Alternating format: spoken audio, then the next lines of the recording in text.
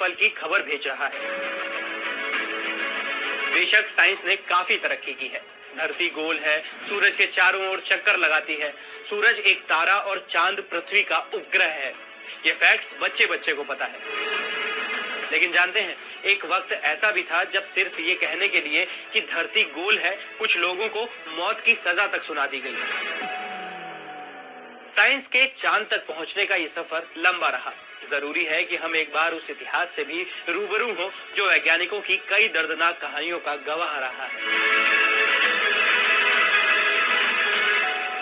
17 फरवरी साल 1600, शहर रोम। सुबह से ही उत्सव का माहौल था। शहर के बीचों बीच टाइबर नदी के किनारे बने एक किले के चारों ओर लोग इकट्ठा हुए। किले में जोर्दानो ब्रूनो कैद थे। 8 साल लंबे चले मुकदमे के बाद चर्च ने फैसला सुनाया कि ब्रूनो की लिखी किताबें बाइबल और चर्च के खिलाफ हैं। चर्च ने माना कि ब्रूनो का अपराध इतना बड़ा है कि इसकी सजा सिर्फ मौत हो सकती है और उन्हें सामूहिक रूप से शहर के बीचों बीच जिंदा जला दिया गया।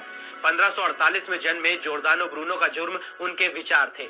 उनका मानना था कि सोलर सिस्टम का सेंटर पृथ्वी नहीं, सूर्य है। पृथ्वी सूर्य के चारों ओर चक्कर लगाती है और चंद्रमा पृथ्वी के चारों ओर। ब्रूनो ने यह भी कहा कि धरती चपटी नहीं बल्कि गोल है, लेकिन चर्च के विचार इससे बिल्कुल उलट थे।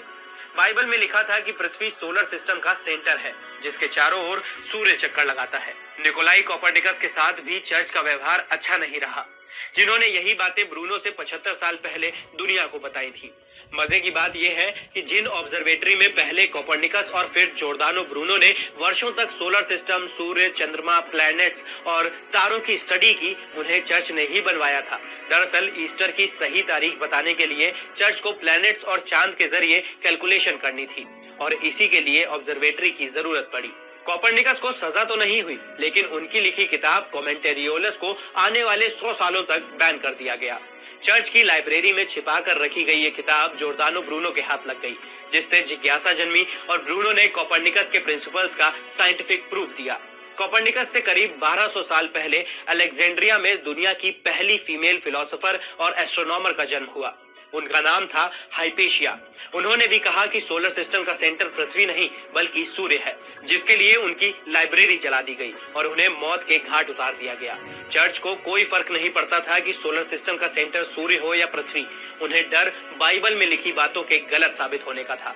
फेमस एस्ट्रोनॉमर गैलीलियो गैलीली भी चर्च के क्रोध और आतंक का शिकार हुए। सालों तक जेल में यातनाएं झेलने के बाद गैलीलियो ने चर्च से माफी मांगने का फैसला किया, लेकिन चर्च ने उन्हें तब भी नहीं छोड़ा और उनकी बाकी जिंदगी जेल में ही गुजरी। आज साल 2023 में इंटरनेट और एआई का दौर है। सभी फैक्ट्स और साइंस की बात करते हैं। मनुष्य चांद तक पहुंच गया है। इस सब के लिए हम इतिहास के महान वैज्ञानिकों के ऋणी हैं। वो लोग जिन्होंने सत्ता के सामने खड़े होने का साहस दिखाया और सत्य के लिए कुर्बानियां दी।